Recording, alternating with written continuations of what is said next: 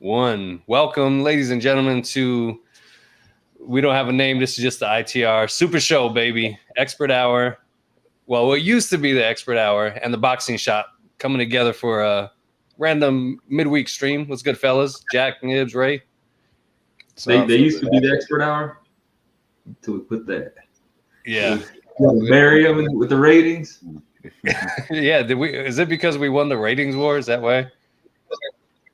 Nah. Just a little bit of fine tuning, but the ratings war is not over for sure. So we'll see how it goes.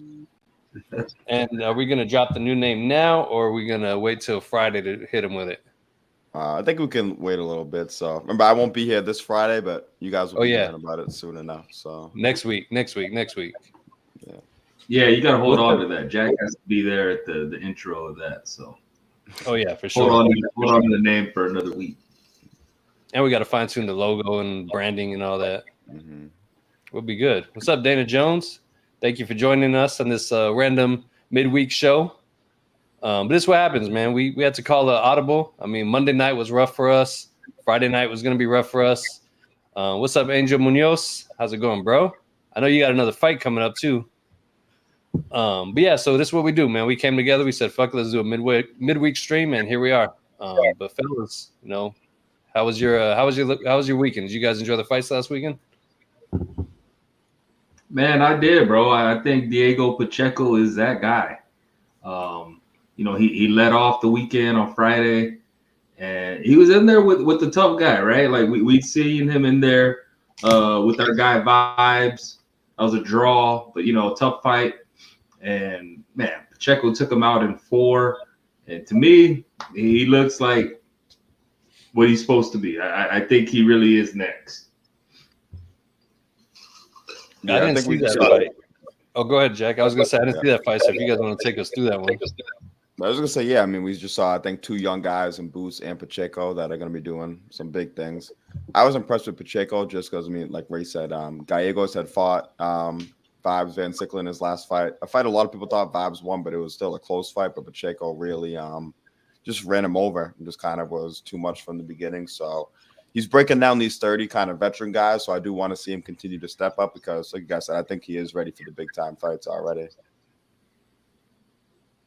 Yeah, Felix, I know you're sleeping on Pacheco. I don't know why, but you always seem to miss his fights. But tune in, man. If he could continue to make 168 for a while, I mean, he's young. What is he, like 23? Eddie Hearn said it afterwards. Not that I put a lot of stock in what Eddie Hearn says, but he says, that's definitely going to be a world champion. I think Canelo's there. Obviously, David Benavidez. So I don't know. I can't see the timeline. I don't know how quick they're going to bring him along. They said they want to see him top 15, fight a top 15 opponent by the end of the year. Man, but I think he's definitely probably a top 5 guy already, if that. Yeah, and it wasn't intentional. I mean, just based off of what you guys say, and then speaking with them out there in Vegas too, he's a cool cat. I honestly, it slipped my mind. I don't even know what I was doing Friday night, but it wasn't intentional. It's just the eye test for me, right? Like he's not fighting anybody spectacular. Gallegos isn't bad. Obviously, we saw him in there with Van Sicklen. You can see his record. What was he, like 12-1, 13-1 with 12 knockouts or whatever. And he's still like, we always say like, you don't have to be in there tough, but with that level opponent, that's what. If he's that guy, he did what he should be doing with that guy. And a tough guy, come forward guy, and he got him out of there, man. And the body punch. It was like a highlight type fight for him. It was entertaining, and yeah, hope to see him back with maybe a bigger name in the fall or winter. Yeah, at this point, I think he's ready for any of those kind of name guys. I know one thing that I think, Ray, you had mentioned was like the Shane Mosley fight. I think that's a sellable fight. I think that would make sense for both guys, too. I don't know if Shane wants to stay at 160, but if it's at 168, I think that would make sense. And, yeah, I think that Diego, just the way he's able to master distance and that his fighting style will be able to stay the same now than it is when he steps up, too. And I think that's always important. I think that with Morrell out there, I even see Dana Jones leave a comment that I think Morrell and him and Benavidez, obviously also I think those three guys are the future, whether it's at 168 or 175, and they should make some great fights. Yeah, and you know, at 168 there are fights to be made. I think the one you always go to because you look at the promoter and Edward Berlanga. I mean, Pacheco to me is levels above Berlanga. And, you know, I don't know. I think that fight has to happen, but that's just going to springboard Pacheco into that next level. But I think already you put him in the ring. You put him in the ring tomorrow, you put him in the ring a year from now, Pacheco's getting him out of there in probably ugly fashion. Ugly for Berlanga, you know. I don't know, you know, does Pacheco kind of, you know, take the Canelo leftovers? You got John Ryder out there. You got, you know, other guys that Hearn had matched Canelo with. I think Pacheco is ready for those guys. And maybe it's early, but you know, eye test, I think he beats those guys already. Which the problem is he's kind of in like the boxer purgatory, right? Like he's too good for the big money guys to really give him a chance. And you know what I'm saying? He's probably too good for those contender level guys just yet that aren't really. I think the purgatory is maybe being in the Benavidez camp. Like I don't know, because you know David's not an old guy. David's not going anywhere soon. And we're there with them being in the same camp, and you know them. Obviously, they're both going to want belts. That's kind of where I don't know how that's going to play out. But you know, Pacheco's going to be around for a while. At least he looks like it, right? I'm definitely going to watch that fight before Monday night for our next show for sure, because I definitely want to see this performance and, you know, grade it for myself and see how he did. Yeah, he looked really good. Even Dana Jones commenting here that there's another Cuban at 168. William Skull, who's IBF mandatory for Canelo. I do know about him a bit. He hasn't fought over in the States yet, but just another guy that I would like to see get in the mix, and maybe we see him and Pacheco match up at some point. So, was there anything else on that undercard that was worth watching too? I only saw the main event, so I'm not sure. We were on the show before that, so I didn't see anything else. Oh yeah, that's right. Hey, that's where I was Friday night. Yeah. I think. The undercard had action or whatever, but I just tuned in to the main event. Like he's one of those guys that I seek out and make sure I watch. And it's early, but I think he is. I mean, I keep saying he's one of those guys. There we go. ITR top pick. We calling him a top 5 ITR pick? Yeah, I mean, it depends. I think he's prospect of the year for sure. I know that prospect of the year title, it's kind of crazy because some people go real early, and then so I like to go like right before you're challenging, before you're a contender. I think you're a prospect. So for me, that's my prospect of the year, no question. So we'll go from there. Yeah, I'd agree with that. I think that whenever you win prospect of the year, I don't think you should be able to win it like 2 or 3 times in a row. So I think once you win it, I think you should be moving up after that. I think he's ready. He's in that spot right now. What about Jaime Munguia, man? I mean, it's disrespectful to Jaime, bro. I think he can be prospect of the decade at this point. So he's just going to stay in that spot. Straight up. I think he beats Munguia, right? I think he does too. Yeah. Mm-hmm. Maybe make a belt for that, like the prospect belt. You know, Jaime is like the reigning champ, and let Diego, you know, fight for that. Hey, his career is so. I don't know who messed that up, man.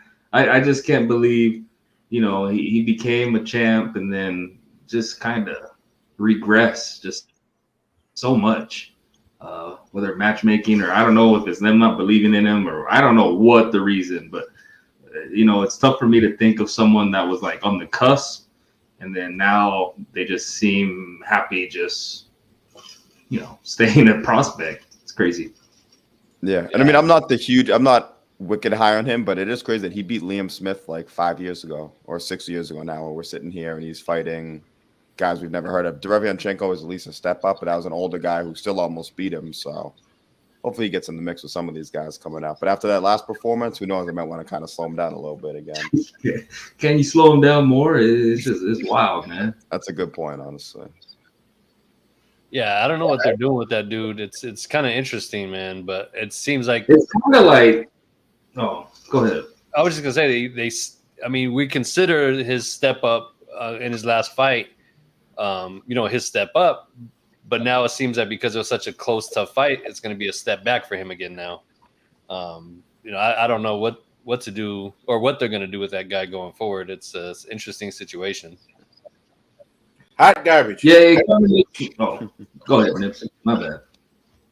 Nah, I'm just saying it's hot fucking garbage. The dude is hot fucking garbage. Until he fights somebody I'm interested in or that's even remotely close to the top 5, it's hot garbage, and I'm not watching. There you go. It's interesting how you look at Ryan Garcia and you kind of see his battles with Golden Boy, and and it really makes you like. To me, it seems like Ryan really pushed for that Tank fight, and Golden Boy was against it. And so I'm just looking at it from the outside, and I'm saying, okay, Golden Boy doesn't seem happy about that. And then it looks like, okay, Munguia must just be doing what Golden Boy wants. And that's just, stringing it along, have the fights in Mexico, have the fights in Southern California. And they think people are just going to be tuning in. But, man, I can't see anybody really still supporting that, right? Like, as boxing fans, even if you're a casual, you're just smarter than that. You can see what they're doing. So I don't know if it's just eventually plan to cash him out.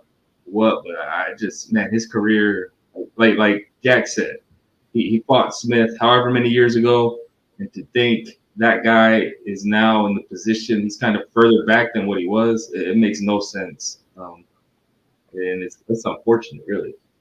Yeah, and as much as we want to see him step up, especially with Ryan's kind of on the outs, Virgil's had his problems, so Munguia is almost like their big guy left. So I don't think they're going to, as much as we want to see him in these big fights, it gives Golden Boy even more of an incentive to kind of hold him back a little bit, knowing that he's basically their guy for right now until those young guys step up.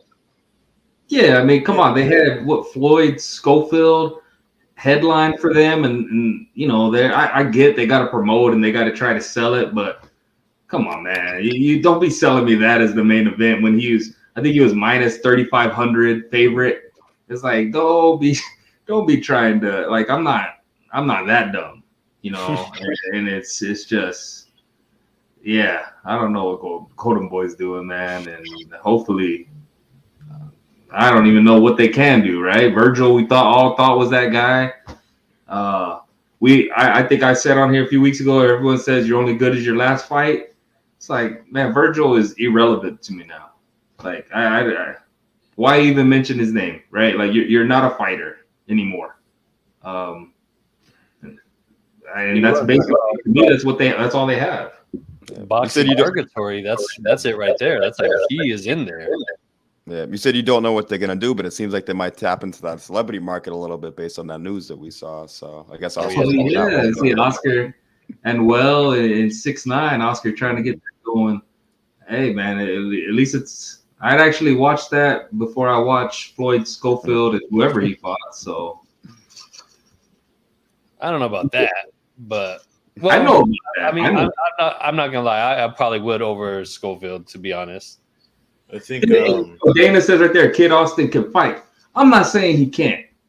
Like, he might be a world champion, but that's gonna be 5 years from now, right? I don't want to see. You shouldn't be headlining a Saturday night like a premier card that they try to sell this at. Like, it's just, and if you are, you shouldn't be a minus 3,500 favorite. Like, put someone in there that's at least we're gonna get an even matchup. Like, I see odds. Go ahead. I think Golden Boy is on the phone for Jack. They're trying to get Munguia and Jack to fight each other. As And you know what? That wouldn't be Munguia's worst opponent. Mm-hmm. Yeah, not at all. I was gonna say I might be able to last longer than some of them, but I'm just kidding. Yeah. But who knows at this point? The phone line's open if they want to pay me a decent amount. I mean, Hey, there we go. Sign the contract, like Mike Tyson said, right? Mm-hmm. Moving on from that card, and well, they're saying Jesus saying Floyd on the fast track might face JoJo. That's fine. I don't mean to be like hating on Floyd. You know, I said the same thing about Mark Castro, and I think Mark Castro is going to be a really good fighter. But when it's so early in their career and they're trying to push them, putting them on these TV spots, like especially a main event against people who have no business being in the ring with them, like. If that's going to be the type of opponent, then don't put it on TV. You know, that's all I'm saying. Especially on a main card, main event. But yeah, I think Floyd's a good fighter, but main eventing that, I learned nothing from that fight. So that's all I'm saying. Yeah, and I think JoJo will be a solid step up, but we also saw JoJo fought I think he fought at welterweight this past week, so I think he's got bigger problems to deal with before he gets down to. I don't know if we'll ever see him. I think he missed weight, right? I think it was supposed to be at 140 and he missed it, so then it became a welterweight fight. Yeah, and JoJo's lost probably what has to have been like 3 out of his last 4 or something like that. Yeah, he had 3 in a row before this last fight. Yeah. Mm-hmm. Yeah, JoJo. I mean, of course, he has all those issues outside the ring that he's dealing with too, which nobody's a fan of. But for some reason, it seems like it's getting swept under the rug. So that's always interesting. That's kind of the shady business of boxing too. Yeah, you know how it goes sometimes. Yeah, especially when you have Golden Boy there. It seems like they're definitely going to do whatever they can to protect their investment there. And to be fair to Golden Boy, they got put in a tough spot, right? Mm-hmm. Like when Virgil pulls out again, the week. I mean, this was like 2 days before, and I'm sure they spent tons of money on marketing and all that. And they had to salvage a card. It just sucks for everybody, and that's Virgil's fault, right? We could say Golden Boy. I could say Golden Boy shouldn't be putting him as the main event. This all goes back to Virgil. Can you make the weight or not? You can't make it, then why are you even trying? And this isn't the first time with that. So, I mean, really, I put the blame on Virgil Ortiz, right? Like, since he's left Robert Garcia's camp, I don't even know if he's made weight. I guess he beat McKinson. Is that who he beat? I think that was without Robert. I don't know. Even that fight got delayed, too, because he had to pull out of the first one, I remember. Yeah, so it's like, man, maybe his team, I know his dad's his trainer or whatever. Maybe they need to look in the mirror and say, maybe we need to go back. Like I get wanting to keep that money in-house, like give me the 10%, all that. But right now, he's not a fighter. He's not a current fighter. And they throw a sob story out there. Oh, he's in the hospital. He's in the hospital. He's in the hospital because of what he chose to do, right? Either you make this weight or you can't. So I don't feel bad. I don't think he has some some health problems that's forcing him. No, the health problems are coming because you're trying to be a weight bully and fight these smaller guys, right? I understand why they were trying to do it. He fought at 140. They didn't get a belt there. Had to come off that. I think they wanted to get a belt at 147. Gonna have to come off that. So yeah, that sucks because he probably could be. Maybe they thought 2-division world champ at this point, and instead he has 0. So, I mean, but at the end of the day, that comes back to them. And that's just to throw Golden Boy some bell. Like, it's not on them. They salvaged the card last minute because their guy pulled out of a fight again. Yeah, he should be fighting at 154, 160. Period. Like, and I've said this over and over and over again, right? If you're constantly having to cut 25, 30 pounds to make your weight, that's not your weight class, bro. Get a different weight class. But some people can do it, right? Like we saw Brandon Rios was able to do it. Mikey Garcia was able to get down to 126. Adrian Broner was able to get way down there. So I mean, some people can do it, but he's just at a point he can't do it. So like, stop pretending you're gonna do it, or stop trying, bro. You're only hurting yourself. True. Yeah, but I agree with. I was just saying, I don't know when enough is going to be enough for them.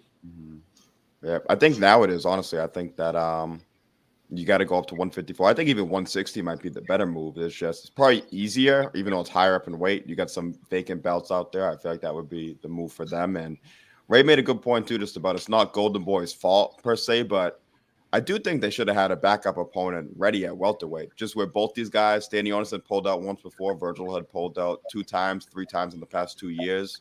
You could have had almost any welterweight ready to go, even on the undercard or something to kind of at least salvage. If you could have had Stanionis against somebody and Kid Austin against somebody, then I feel like the card would have been a little more sellable that way. I mean, even Golden Boys guys, right? They have Rocha. They have. I mean, I don't know the deals. They have Blair Cobbs. Obviously, there was some relationship at some point. Like, yeah, they might need to start doing what UFC does, right? UFC always has like a backup opponent ready on weight, just in case. And then especially knowing the history of this fight and Virgil specifically. I think that would have been the right thing to do, but they didn't do it, and we got the main event of Floyd Schofield. Hey, I mean, props to them, though. They still gave us a main event. Maybe not what we wanted. They could have. I've seen many times where. Did you watch it? No, I didn't. But how many times has a main event, canceled out and they cancel the whole entire card? So everybody down below is out a paycheck at that point. So right, yeah, for the fighters that would suck, but as a fan, bro, cancel that completely. Yeah, and let me get my refund. Instead, you're gonna go to the technicality of card subject to change. So now I flew in. I got a hotel to see Virgil Ortiz, this welterweight against another undefeated welterweight Stanionis, and now I have to watch this fight. So yeah, I get what you're saying, but at the same time, it was a win for the fighters because they got fired. But I mean, that's an L for fans. There's no way around that. Right. Yeah, I think the one who took the biggest L in this situation was Stanionis, considering he was on weight, ready to go, and he missed out on a $2 million payday once again. So I think that's the thing that sucks at the end of the day. That's what he was getting? Huh? They were getting that much? They were getting $2 million? Yeah. He was, because it was like a purse split, because the purse split was 75-25 at first, and then Golden Boy was going to beef up Virgil's purse, but on the purse bid, they did that so they could secure the rights to the fight. So would have made $2 million, didn't make it, so that's the thing that sucks at the end of the day. So him, his team, they all go through a third training camp now with no money to back it up, which you always hate to see. I just dropped some heat in the group chat real quick as we stream here. I was doing some work, and I think we got final touches on this logo. You might want to check that out. It's looking pretty fire. But moving away from that Golden Boy card, what do you guys think about Showtime? I thought Showtime did what Showtime always does. They have anytime it seems like they have 3 fights on the card, they're normally 3 fights that intrigue me. I feel like it kind of played out that way. The De Los Santos fight, we can start with that one first. But I really liked what I saw from him. I think Adorno's a solid guy who can, if you're kind of not on that level, I think he can push you. We saw him even have a draw with Jermaine Ortiz, but I thought De Los Santos, we knew we could hit hard because we seen him knockout. We saw him against Rayo score that knockout, but he showed me a lot of boxing skills I didn't know he had either. So I think that he's going to be a big problem going forward. Oh yeah, I was really, really impressed with De Los Santos. We saw the power punching on display before, but those boxing skills, they were real, man. He went in there, he did his thing, and it was very impressive. And Dakota had pointed it out too. He's only 23, and he's definitely mature beyond his years. I don't think he's at a level of like David Morale where he's got a limited number of fights but can compete with anybody. But I think he's on his way to being that dude around that division or being a legitimate threat in that division for sure. Yeah, man. He's a sharp boxer that can also punch. Adorno, we always see him. He's always competitive. He just can't seem, I don't know, something seems to be missing when he needs to take that next step. But yeah, solid fighter. And, Dos Santos put it on him, right? And he did it more boxing this time than just straight up, brawling like we kind of saw with his fluke win over Rayo. So. My only that would be a nice little fight. There was a Zepeda. My only problem is it seemed like he got kind of bored in there and just coasted to a victory. And not that it's necessarily a bad thing coming because he was just levels above Adorno skill wise, but it just seemed like he was just content with just coasting at a certain point, and because he knew that it was money in the bank at that time. He didn't try to close out exciting. He won, which you see a lot of South American fighters do that. They just kind of coast to victory sometimes when they don't go for a knockout like to the end. You know what I mean? Some fighters they'll even if they're winning, they'll still try to get a knockout even if it's the last round. Doesn't seem like he was one of those type of fighters. Well, that'd be my criticism. I think he said he wanted to go the distance. I don't know if anyone ever really wants to, right? Like we had McCumbee on, and he was like, "Bro, you don't get paid overtime or extra or whatever." Yeah. So were you really trying to go? That makes no sense to me. Like, I just wanted to go 10.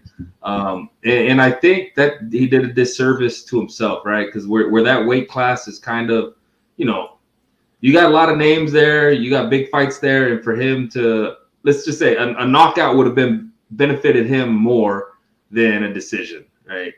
If we're like, you want to see the power puncher is going to sell. And so, when matchmaking comes up or big fights or whatever, I think he did himself a disservice by not really going for it. Because I think it was there for him. He's young, though. Maybe he's still learning, right? True. Yeah. Yeah. I think against a guy like Adorno, who's never been stopped, I think a stoppage would have been a big statement.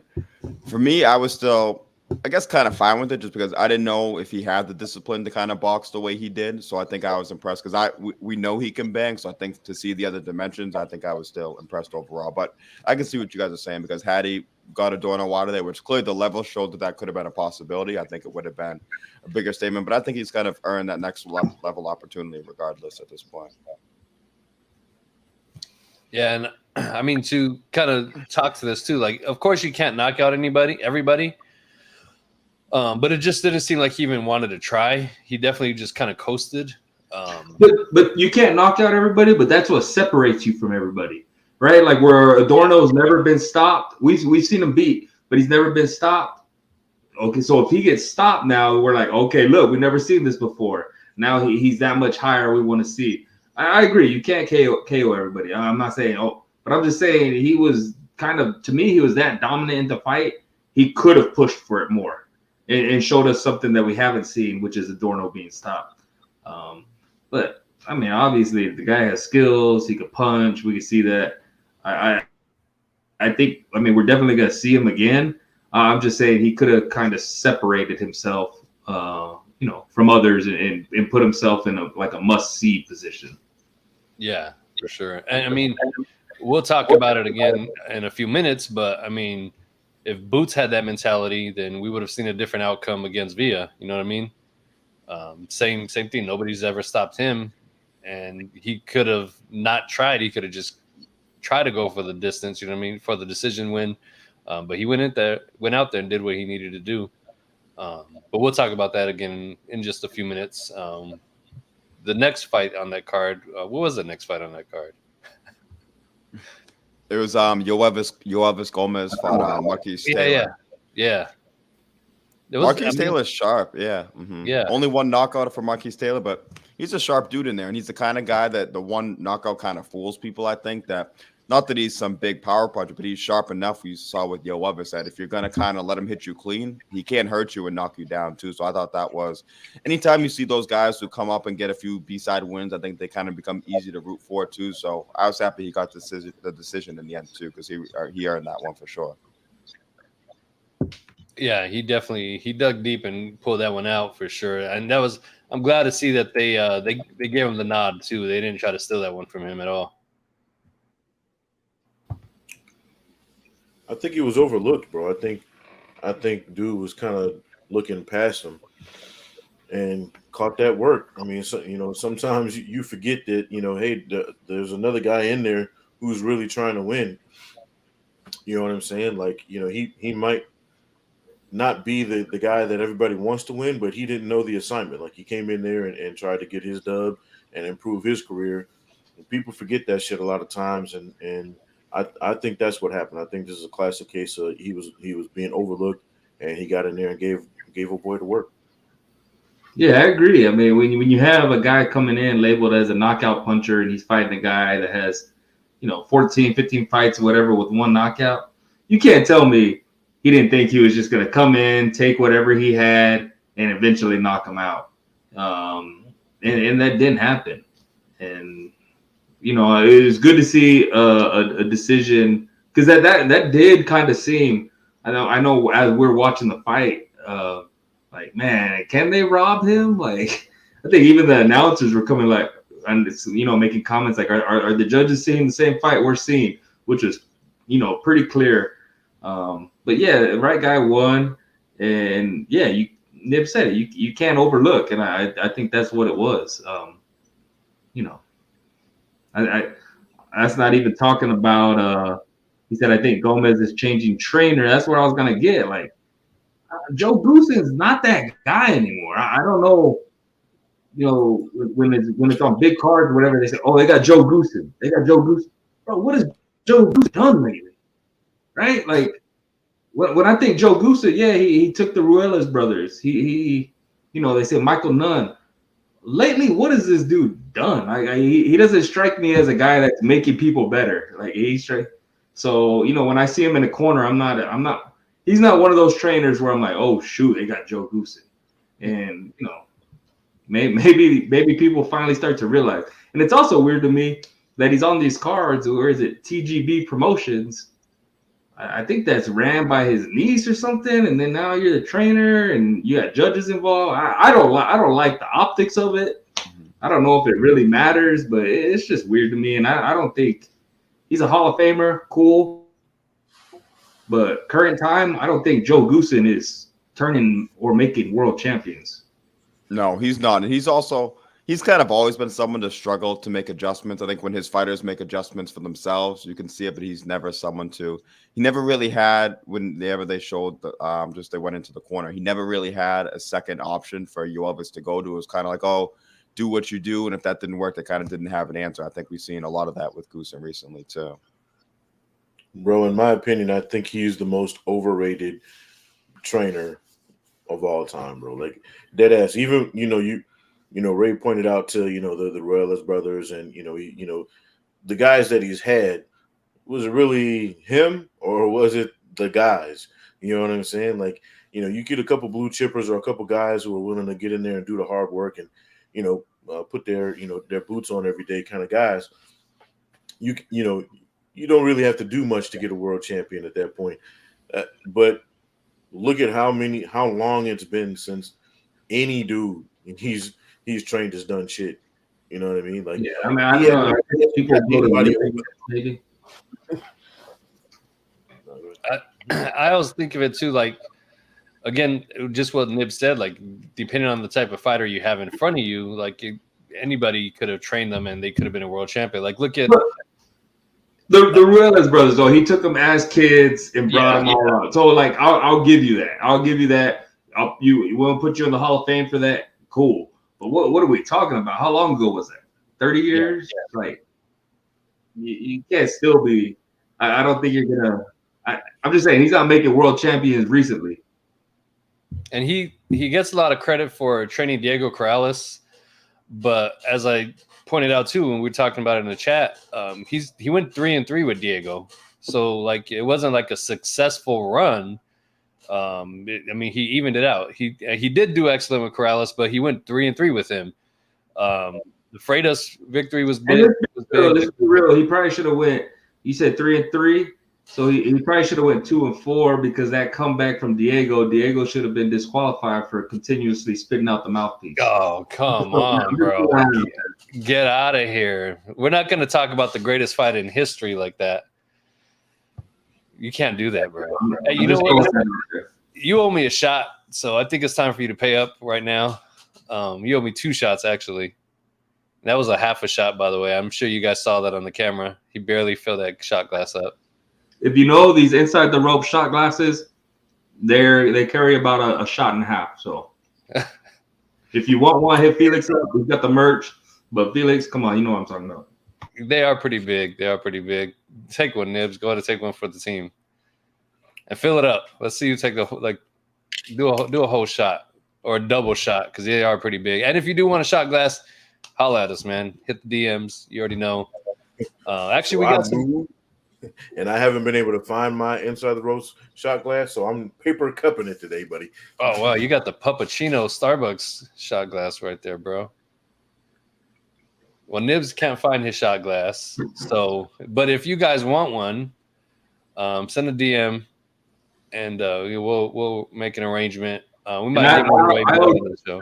I owe 2 shots because I took Roman via underdog, but I thought he could do it. Where I think we're about to get into that, but that was I picked him to win, and I bet 2 shots on it.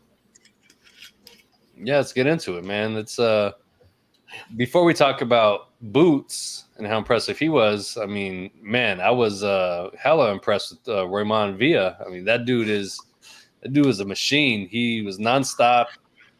Kept coming forward. He was getting hit with a lot, and I mean, he's the type of guy that gets hit with 4 just to land 1. Like, you hear that about guys who get hit twice to land 1. He was taking a lot of shots, and he was in there to the end. And I'm not sure. I mean, maybe now he might be a little bit damaged. As Jack was pointing out to after that, he doesn't think he's going to be the same fighter. But I don't think anybody besides Boots puts that kind of beating on him. That was a hell of a beating, and Roman he's going to give anybody in that division trouble. Anybody, even if he fights Spence or Crawford, he gives them a hell of a hard time. Not saying he wins, but he's going to give them a hell of a test for sure. Yeah, he's not one of those guys that maybe he doesn't give you trouble, but it's not going to be an easy fight. Like, you're going to be in there you're going to have to work, right? You're going to have to dog it out, and that's what Boots did. I think in the 3rd round, I thought, man, Boots is gassing right here, right? He kind of started moving, but no, he showed why people consider him arguably the best welterweight, and that's including Spence and Crawford. Some people say he could be the best welterweight right now, and I think he showed that by biting down and dogging it out with the dog, and the big dog won. Well, yeah, without a doubt. I think Villa's style was kind of made for Boots too, right? Like, you know what I mean? His style is he kind of just teed it up for Boots to do what he did. But there was always that in the back of your head, like, well, Roman's gonna come around the corner eventually, right? Like he's gonna turn it on, and he just never did, bro. And hats off to Boots for not allowing him to. Like he did exactly what he wanted to do the whole fight. It was a beautiful thing to watch. And although I am thoroughly impressed with Boots, I still don't think he beats either Spencer Crawford, but it'd be a hell of a fight. I'd watch either one of them. Yeah, V is just one of those guys. I feel like how can you not respect him? Just his fighting style, the way that talk about a guy who's probably too tough for his own good too. There were multiple times when the corner, someone could have, maybe even should have stepped in, but he was always ready to fight. He would have even, after that knockdown, even if he wouldn't have survived the count, he would have done everything he could have to try to get up. Just one of those old school fighters. So I got to give him respect for that. But yeah, I think Boots just showed, once again, I think what we all thought he was. I think the last performance, some people were kind of up and down on him, but I think it just shows, again, styles make fights. Like you guys said, I think that Villa was kind of right there for him. And I'm not sure if he beats a Spencer Crawford, but I'm not sure if those guys definitely beat him either. I think he's kind of on that level, and the experience, I think, would favor those guys, but it'd be hard to count him out, honestly, against those guys either. I mean, yeah, I think you guys said, like, this was the perfect opponent for Boots, right? Like, Boots, Jesus is saying, how big Ennis is. He still makes one. This was the perfect opponent for Boots, right? Like, Villa doesn't move his head. He's right there. What I was most impressed by was probably Boots' chin, and that he didn't get marked up at all. Mm-hmm. Like, I mean, that's an attribute in itself, right? He didn't cut. He never looked hurt. And he did get hit. And he was pressured the whole fight. So, I mean, obviously that gas tank is running too, and he never looked hurt. So to me, that was the biggest thing I took from that. Like, man, this dude could take a punch, and even, exerting all that energy, he was still the dangerous Boots Ennis in the 10th or whenever that fight was stopped. That's what I took from it. I was one of those guys after the last. I was like, man, Boots ain't that guy. I think I jokingly said, man, he's not even in my top 15 anymore. After this fight, yeah, he moved back in my top 10. But he's back above Victor Ortiz. So that's what I like to hear. Yeah. I thought Victor Ortiz would give him a fight, but maybe not so much anymore. But you know what gave Boots so much issues the last fight was not apparent at all in this fight. Right? Villa wasn't moving. Villa was going right at him. So it was a good fight for Boots, but he passed the test. And if you were just going off eye test, I don't know how you look at that fight and don't put him as one of the top 3 guys in the world, right? Like, man, he looked mean. Yeah, what made that fight so interesting coming into it too was that Boots has been hit sometimes in some of these fights. He blew out Thomas Delorme in the first round. He knocked out Lipinets, but he was hit clean sometimes in those fights. And I was impressed by, first of all, just his ability. He took the shots when he took them, but he didn't eat many clean shots at all. I think he did the Canelo thing too, where he'll kind of roll with the punches as they're coming. He'll kind of turn his head.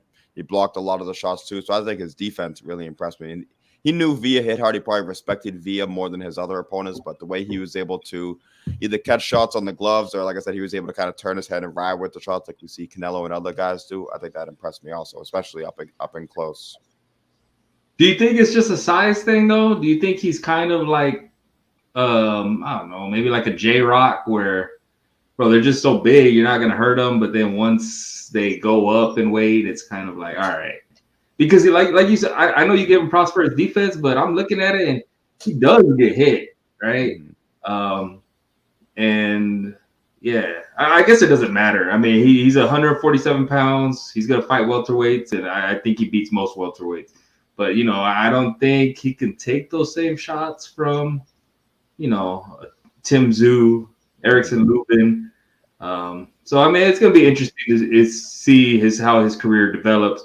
But right now, let's enjoy it. He's a welterweight. He's continuously made weight, unlike Virgil. So, you know, until he goes up to that next division, I mean, let's just appreciate what he's given us at 147. Yeah, and I think those points are fair too. I think that he seems like I said earlier in his career, he was getting tagged. It seems like he kind of defensively fights the level of his opposition sometimes. I think if he's in against the Tim Tszyu, I think his defense would be tighter than we've ever seen it. I think that even with Villa, we saw him the first few rounds just sticking the jab out. He wasn't getting hit at all. And I think once he realized that there were kind of levels between those guys, he started to take more chances, and eventually it was able to help him get him out of there too. And Dana's mentioning they put big sunglasses on him right after. I changed it as soon as that fight ended.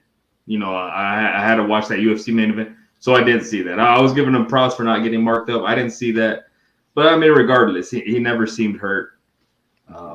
And you know, I want to see Villa again, right? Like Villa is one of those. You know, I know Nibs has his feelings towards Margarito, but I feel like this is the modern day Margarito for us. That are gonna give anybody problems unless you could keep them off. Yeah, the clean Margarito version, but yeah, I mean, I think him and Me Machine, him and Butayev. I think there are a lot of good fights that we can see Villa in going forward. I think he'll, as long as he's still the same guy from before or close to that, I think he'll stick around for a while. And this win will age well too, because like he did in the Rashidi fight, just based on his stamina, some of his attributes, he'll win fights that he shouldn't win. Like we already saw him do once. Yeah. I think he'll surprise some guys going forward too.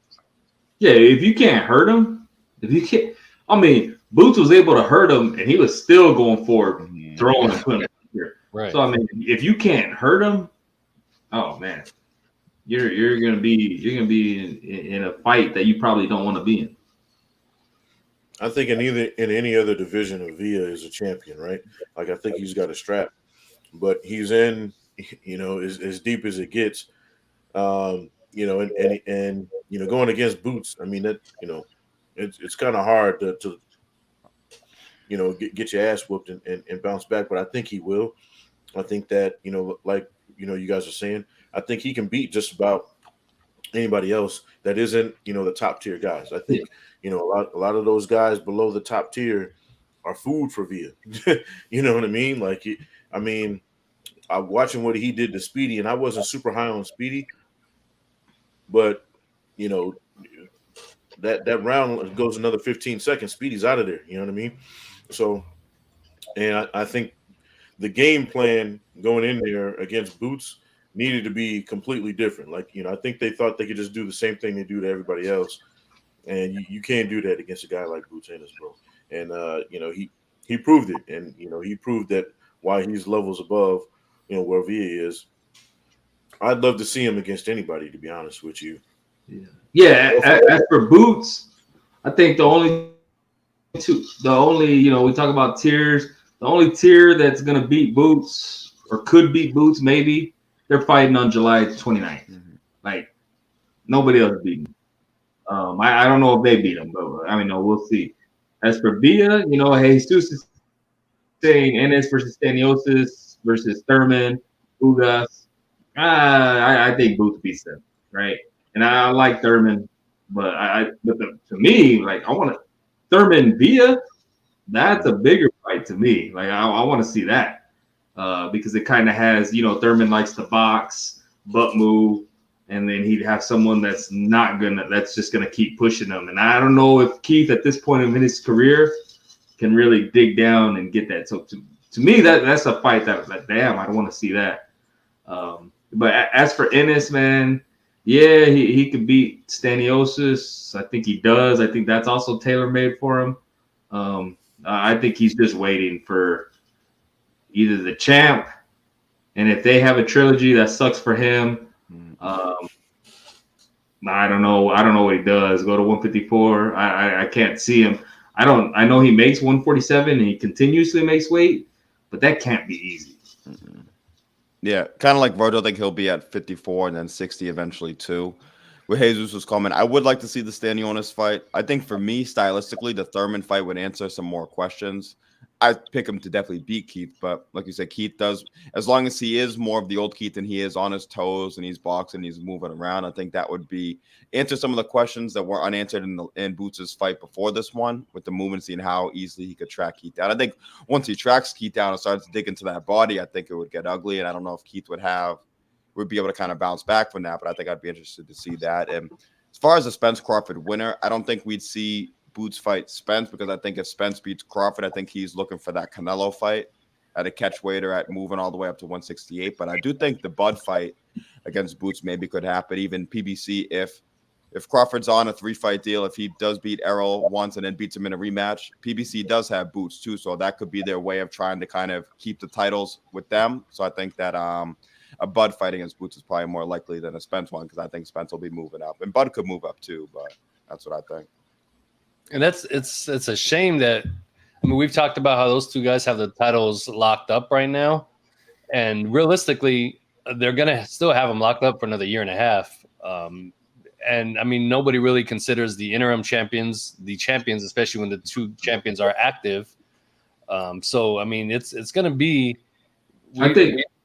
I saw a headline from, or at least it was an Ennis quote, and he said he hopes that it's a one-sided fight. He said it was a 50-50 fight, but he's hoping for a one-sided fight just so that there's no, call for a rematch. And that sucks because that's really, if it's not a one-sided fight, yeah, we're looking at what, a year and a half, right? Like you would think. Yeah. I think we would see fall of 2024 before Crawford or Spence is freed up for another fight. If they trade off, the first two fights, of course. And a couple comments right there. Jesus says Crawford and Spence are out of boxing after they fight 2 times. I could see it. Maybe I think if Spence wins, maybe he tries to cash out big time against Canelo, right? Like, let me really just try to cash out.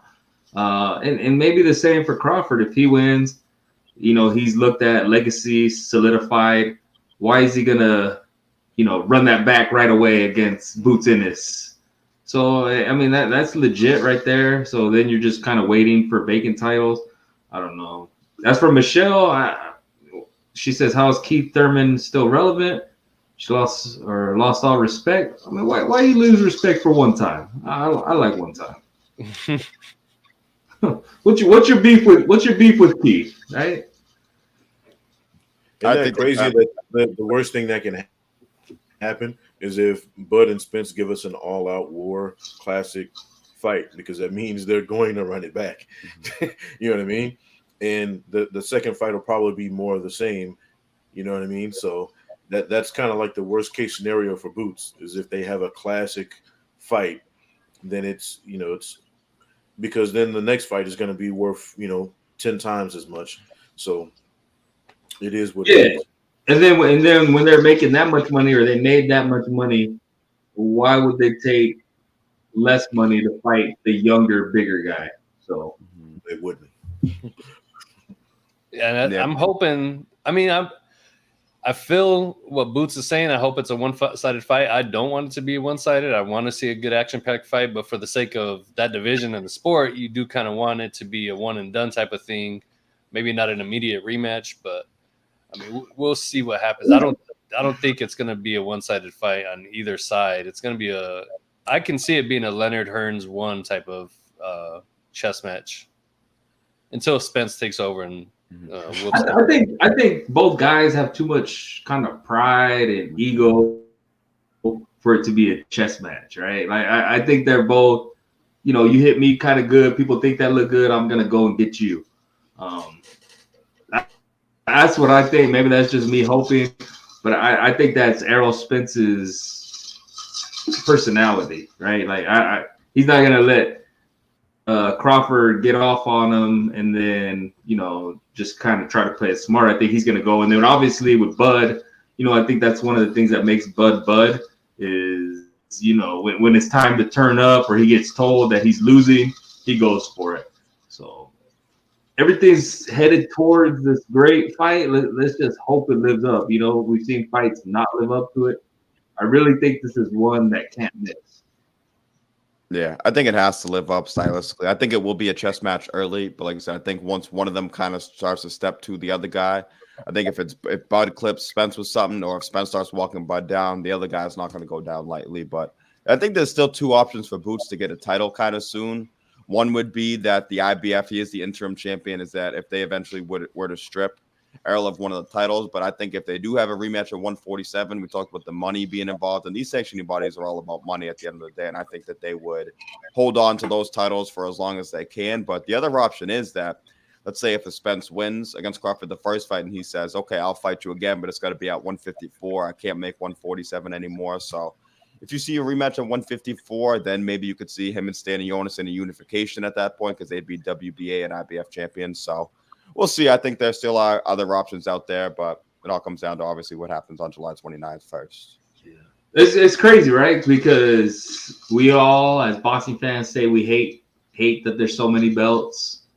But now we're like, man, all these belts are tied up, right? Like, I mean, you can never win. As a boxing fan, is always going to complain about everything. And that's me. Yeah, especially when we're getting the fight that we finally want to. It's hard for us to stay in, honestly. So I'll take. And we're like, man, there's only one champ, and there's only going to be one champ for a year and a half, and we're mad about it. Yeah, for real.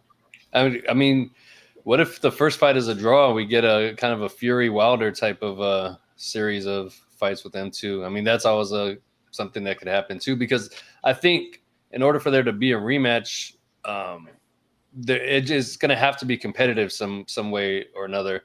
And I think a draw is probably the best outcome in order to secure the next two fights. Because if no matter what the rematch is, it's going to be 1-1, and they're going to have to break that tie. So, thinking long term, a draw would be the best outcome. Not that we want that ever in a fight. Oh yeah, don't put that out there. I am just throwing. It's a scenario, man. I'm still rocking with Spence by knockout, stoppage, not knockout. I mean, to be honest with you, I'm here for it though. Like, if you give me a classic fight, bro, like if this goes 12 rounds, and I'm looking at both of these dudes like, yo, either I don't know who won, or yeah, there might be a clear winner, but it was a hell of a fucking fight. I'm here for that shit. Run it back. Like, I'd watch it again. You know what I'm saying? True. But for the division and for Boots and everything like that, yeah, I hope it's a second round knockout and we get to clear some shit up and move on with our lives. You know what I mean? Yeah, if not, maybe we have to move up to 154 while you bullshit. I don't care about Boots. I don't care about Staniosis. I'm just saying I don't want to see like a fight that we know the winner and we get a draw, and it's one of those like, oh man, of course. Now if I'm saying, yo, I thought Spence won, and Nibs saying no, but Crawford did this, and they call it a draw. Cool, man. Hey, I enjoy that. Let's run it back because we know contractually they're gonna run it back. If it's one of those fights like the Fury Wilder fight, like, come on, Fury Wilder won. Fury won that fight. I think Wilder had his one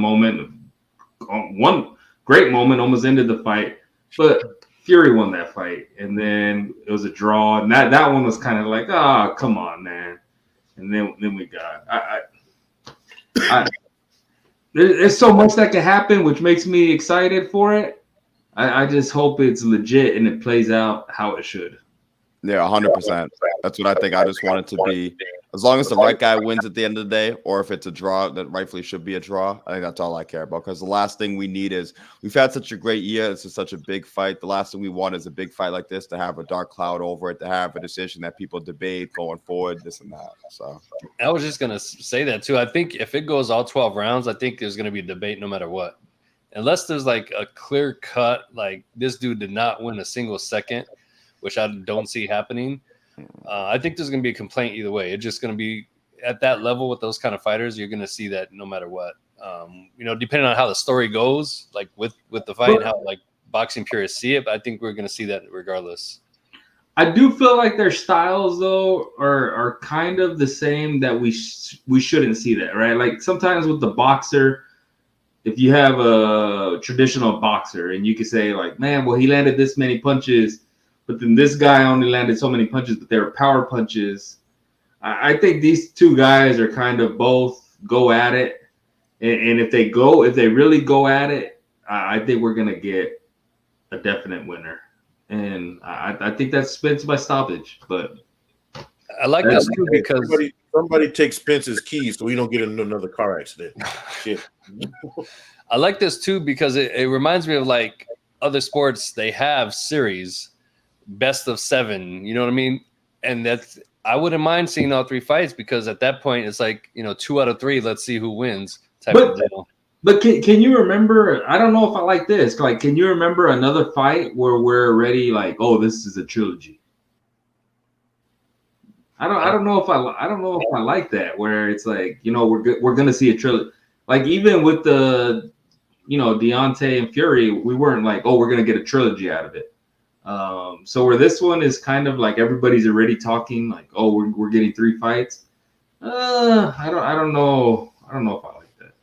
Yeah, shout out to my dad for that comment, but I agree. I think we got to see how it plays out. I think once the first fight goes and we go from there, if we have a rematch, then we maybe have a third fight. But for me personally, looking at it style-wise, I don't want to say Bud can only win by knockout, because we got to see it happen. But I just think the activity and the volume of Spence, I think it will be hard for him to win a decision that way too. So he might have to. He's a great counter puncher too, so he definitely could clip Spence. But I think that activity, that volume, that jab, we've seen Crawford struggle with those things. So I think a decision will be tough for him to win. To quote Errol Spence, on my life, Crawford is not stopping Spence. I'll tell you, he's gonna win. He'll win. On my life, he's not stopping him. And that's just to quote Errol. That's not me. Yeah, I don't see Crawford having the type of power to stop Spence. I know a lot of people are saying Ugas had Spence hurt, but he really didn't. He was caught off balance, kind of wasn't expecting to get hit at that time, and was just caught off balance, basically. He wasn't hurt. Well, I think I heard Spence talk about this. I wish I could give credit to where I saw him talk about it, but he said, from the rec and whatever, Spence says he had, I guess, fake teeth put in, and he thought his teeth got knocked out. Yeah, exactly. And so he was like more like, man, like embarrassed, like, bro, am I gonna look up and I got my teeth knocked out? And that was kind of his whole, looking around like. So he wasn't hurt. I mean, to me, that shows Ugas, a legit top 5 147, had free shot on this guy, and Spence ate that.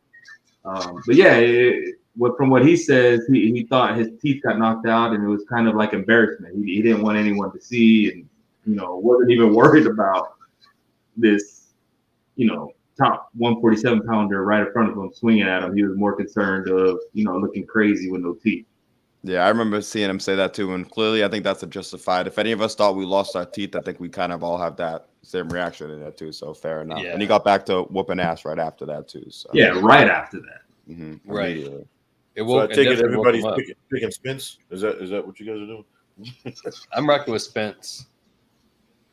I'll take Spence by decision. Yeah, I think the activity, the volume. I do think that the counters for Crawford will be interesting. Because I do think he could hurt Spence. I think both guys could hurt each other. I think that if he does if Spence is overextending, Bud slips in an uppercut on the inside, I think he could do some damage. But I think both guys can hurt each other. I think that Spence being a bit bigger and stronger, naturally more fundamental guy too. I don't think his defense gets enough credit with his jab activity. I think he wins by decision. Yeah, I don't think his boxing ability gets enough credit, right? Like this dude was an Olympian, and so when you're a top level Olympian, you've seen everything. So to say, like, when people say, "Oh, Bud's the better boxer," I don't buy that at all. So that's why I've always kind of been, for however long this fight has been talked about. What are we talking about? 3-4 years. I've always thought this was easy money for Spence, but where people see, and as I've told you, every boxer we talk to, they seem to lean Crawford. Right. So I'm like, dang, well, maybe. What am I missing? So that's why I want to see it. So I'm counting down. I don't know how we got on the topic of Spence and Crawford, but that's what we do. We just kind of veer off. Because it's Crawford, man. It's finally happening. We're about less than 3 weeks out. We've been waiting 4 or 5 years for it. So yeah, that's what we wanted to talk about. And we're definitely gonna get to taking Bud, I guess. But hey, real quick to end this Spence Crawford talk. That pay-per-view, you see Donaire got added to that.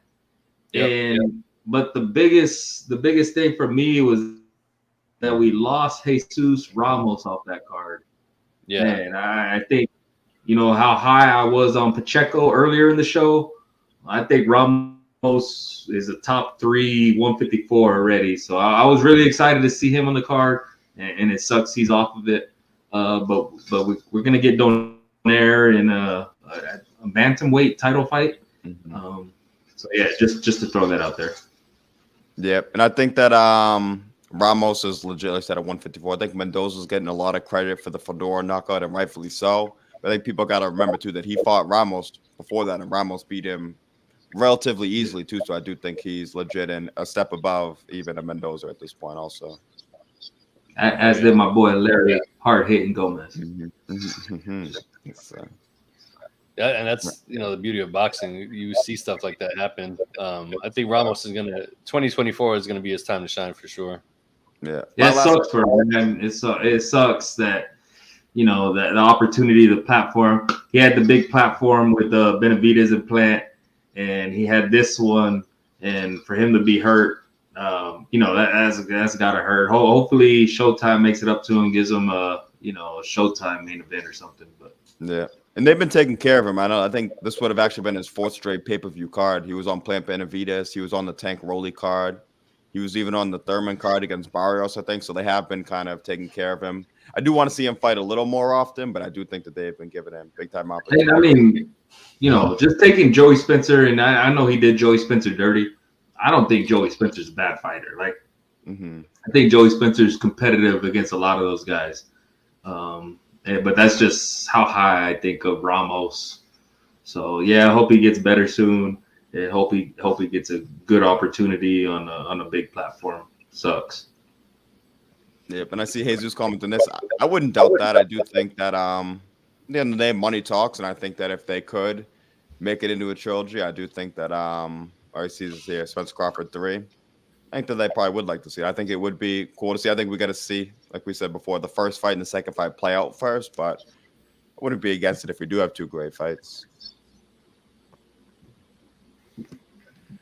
I'm with that. I want to see the series. I want to see the World Series. You know what I mean? I want to see them mix it up, get the best 2 out of 3. I mean, if you do paper, rock, scissors, you do a 2 out of 3 every single time. You know what I mean? You know what? I don't, thinking about it, and we just talked about 3 fights. I don't think Boots gets a shot at either of these guys. I don't. Because even if Spence wins, you know, he's not going to. I mean, why stay and defend that when there's bigger fights for him, whether that's the 154-pound belts are going to be there or a Canelo fight's going to be there. And then for Crawford's already, 35, 36. I can't see him taking on someone younger for what. So, I don't know. That's just what I was thinking. Yeah, I'd love to see it. At the same point, I would honestly be shocked if Boots got that chance, which sucks to say. But I do think, like I said, I think the timelines aren't matching up. But it does give him a chance to kind of rule this 147 going forward. I think Virgil, I would always viewed Boots a little higher than Virgil. That was the one guy I would have liked to see him in against. Clearly, we won't be getting that. So I think as long as if Boots stays at 47, I think he can kind of rule that for as long as he wants, basically, until he moves up. And it's just a timing thing, right? Like sometimes it sucks. That guy that was there for so long is not there for anymore. And this is kind of off topic, but this kind of goes back to why, you know, Devin Haney's undisputed championship, I don't kind of value that high, right? Like, because Teofimo was just there.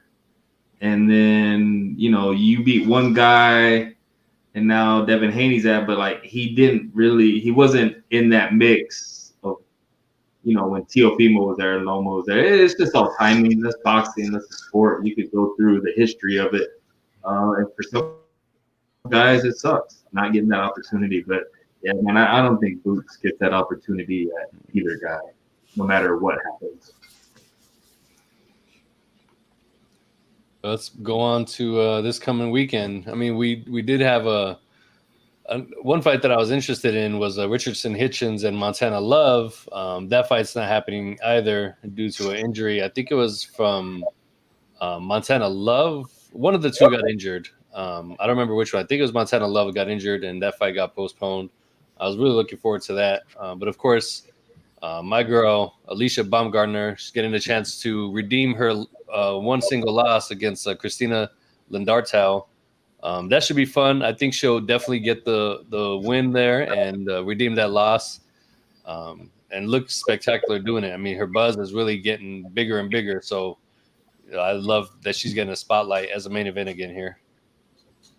Yeah, I love it. I don't say things like this often, but Montana Love, I think, is pretty lucky because I think Richardson Hitchens was really gonna whoop his ass in that fight. I mean, just style wise, like I think Richardson Hitchens is legit, but I think that Montana Love, that was a bad style matchup for him. I think he had kind of peaked with Matchroom too, so I think that was Eddie Hearn's way of saying, okay, like you're probably not the guy that I want you to be, but I'm gonna feed you to somebody who I think will be the guy. So I think that's what that fight would have been, and we'll see if they rematch, if they make it again. I'm not too interested in the style matchup because I think Hitchens is the much better fighter, but we'll see. It would have been a big fight, so I wish it was on the card, but clearly it's not now. Yeah. You said that with so much conviction. I 100% believe you, bro. And for that, I'm going to take a shot. Yeah. I promise you that would have happened. If we see it, I think we'll see it happen, but without a doubt in my mind, it would have happened. I feel like Jack maybe looked at the odds and thought that was easy house money coming in. And you know I did. The fight didn't happen, but yeah. Yeah, that's why I was intrigued in that because I feel like Montana Love is that guy that is just he's right there to kind of like Josue Vargas, right? Hey, yo, pause. He was coming up, and those back-to-back losses, like they hurt him, and that was it. It was a wrap for him, and I think Montana Love is right there at the same time. And we saw what happened in his last fight. It was a DQ, right? That it ended. Yeah. So I mean, I think he's obviously that was intentional. Who was that again? That's Stevie Spark, the guy from Australia. Yeah. Okay. Yeah. He threw a boy out the ring. Yeah. And they got mad about it, right? Yeah. I think he's ready to take his exit. That's an OnlyFans stablemate though, man. Y'all can't be hating on him like that. I mean, we do enough with Edgar Berlanga. Why not Montana Love, right? I I don't think we. We show Boots love though. We show Boots. Oh yeah, we show Boots love all the time. Which, by the way, make sure you subscribe to the OnlyFans page, free ITR Boxing, OnlyFans.com/ITR Boxing. That's the one on my back. No, it's not the one. No, you got the wrong one, bro. I got the OG. My bad. I got the one with the OnlyFans on the back. There we go. There we go. There we go. We're all in uniform except Jack. What's up, Jack? Except me, but yeah. I can take Nib's spot now where I can say that I still do not have one of those shirts, so I'll be looking for one of those. Nibs normally gets left out. I don't know if it's a Friday night thing or what it is, but I still need one of those ones. It's because I'm black. But and also, if you're listening, we got the merch. Any of these shirts, let us know. Hit Felix up. Absolutely, or shoot the ITR page a DM as well too. We'll see that. We'll all see that message. But Jack, he's got a chance to redeem himself because we're going to be getting new shirts anyway, because we got a new show, you know what I'm saying? So hopefully we can both get them, you know what I'm saying? Mm-hmm. Yeah, you will. You guys will be the first ones. And I'll leave that one in. That'll be Ray's job for sure with the new logo. I don't have any more of the Expert Hour shirts, but if I did, I was ready to do the Shawn Michaels Canadian. We'll save that. Hey, what do you think? Stay tuned for that. What do you think of that logo there, Jack? I like it. I think it's definitely. I think we got something brewing. So I trimmed it in gold for you there, Nibs, and I like the way it's coming out. Do we have an ITR shirt in beige color? We can make one for sure. I was actually gonna probably do a beige because I like to theme it. We got the ITR the summer shirts, which I got to get printed and made for everybody. We're midsummer, and that'll carry us through the fall. And the fall shirt was going to do a brown beige-ish color. There we go, right there. There's a sneak peek. We'll have a beige ITR shirt for you, Jesus. And hey, man, it's a boxing shop. We don't duck questions. Luke wanted to do his own thing, and that's that, man. He's out there. So yeah, you can hit him up. I wanted to ask y'all though, what'd y'all think? It didn't even take that long. Teofimo not vacating the belt. Yeah, that's boxing, right? He pulled a Tyson Fury on us. Did we really think it was going to happen, though? Come on, bro. Nah. Yeah, but shout out to the WBO. Like, yo, they called that quick, right? Like, they're like, hey, vacate it or not, and they kind of pull his card. Not vacating. I've seen him kind of calling out Haney, and him saying all he's done is help Haney his whole career, which is true, right? Like his loss to Kambosos kind of elevated Haney, and then now Haney was winning that WBO belt. So he's saying, hey, if you want it, here it is.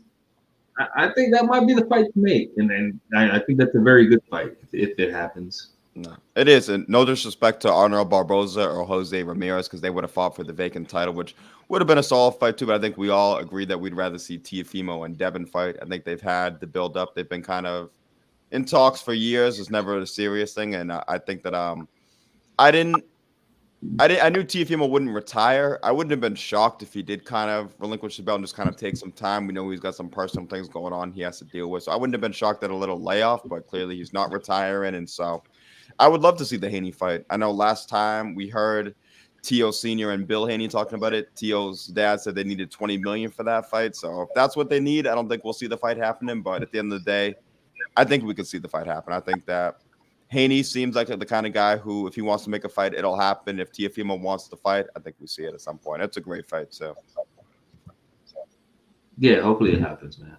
And to answer Jesus, we did talk about Diego, bro. I probably went on too much about him. That's at the very beginning of the show. You could run it back. Man, I think Diego's the guy, and we did talk about that. Yeah, for sure. And I remember this shout out my sister. She did tell me she didn't think Tio was actually going to retire. She was right. She called that one for sure, too. I think he just, and I don't think he wanted time away from the sport. I think he just wanted a distraction-free, no pressure time away to deal with his personal issues. And I think that's really all it was. And maybe the issues got resolved. I see a lot of people saying, "Oh, he just wanted attention." Maybe he did, but you know what? He deserved that attention. Like, man, look at what he's done. Right. Me and Dakota got into it about if he had a better career than Tim Bradley or where he's at. Bro, on paper, Teofimo Lopez is an all-time great already at 25 years old. So yeah, if he wanted the attention, hey, give him that attention because he's one of those special guys. Jesus saying he's tails all mouth, all promotion. Bro, he's what undisputed in 2 weight classes. I know that's an argument too because people say he's not undisputed at 140, but nobody took those titles off Josh Taylor except Teofimo. Right. So, that's all I'm saying. And Josh Taylor had a hell of a run with all those undefeated fighters back to back. And he finally got stopped on that train by Teofimo. Like, I'll go to the expert on this. Who has the belts at 140 right now, Jack? Because you're probably quicker than me. I know Regis has one. Regis has one. Tio has one. Yes. Subriel Matias has one. And then, of course, Rolly has the last one. Yeah. Come on. I mean, I think that boils down to, Matias and Tio, right? Mm-hmm. And Regis looked really bad his last fight. You're always good as your last fight. But even Josh Taylor beat Regis. And then Tio beat Josh Taylor. So, yeah, we got come on, man. You got to give Teofimo his respect. I give him his respect, and I don't know if he was necessarily looking for attention, but I do think that people kind of gloss over the fact that this dude is going through some serious life-changing shit, right? We're not talking about some petty shit he's dealing with. And I think that's another reason why people kind of give the other Charlo as much rope as they've been giving him, because he was going through a similar situation, right? Like, that shit is real, bro. Like, when you're dealing with divorce and kids and all that shit, you can be in a whole different kind of place, right? So if Tio is going through that and he does want a little bit of time to say, hey, leave me the fuck alone for a little bit to deal with that shit, I think he's earned it. You know what I mean? To Ray's point, right? He's done a lot in a little bit of time. With one hiccup, which if he hadn't had his medical issue, would have waxed the floor with Kambosos, right? So, by all intents and purposes, he's undefeated. The dude's done a lot in a little bit of time. He's a world champion. He wants time to deal with his personal shit. Give it to him.